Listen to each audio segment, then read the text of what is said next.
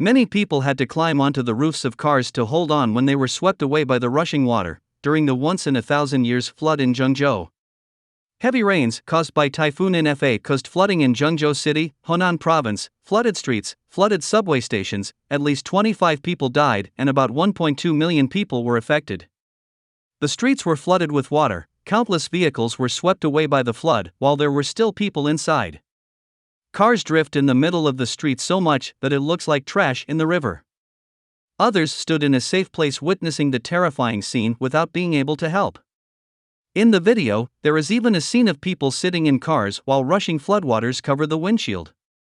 The video above shows hundreds of cars almost completely submerged underwater. Some are upside down, some are floating.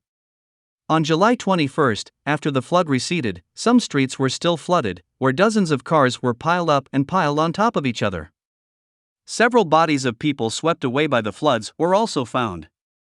Car flooded is one of the most feared accidents for car users because of the great damage. When the vehicle is submerged in water, the engine system, transmission, machinery, electrical system, and furniture are all damaged. High risks such as flooding, fire, and explosion are also often optional clauses in most insurance policies, at a more expensive cost. Flooded cars are often repaired to remove traces and sold as a normal healthy car. The technician said that these cars even have been repaired and sold, running for a while may still have errors. One of the fears of used car buyers is buying a car that has been flooded.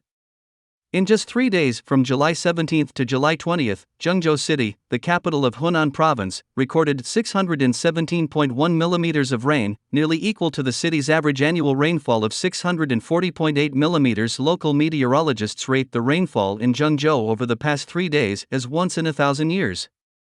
Scientists attribute the record rainfall in China in recent days to global warming, similar to the record heat waves in the US, Canada, and severe flooding in Western Europe recently.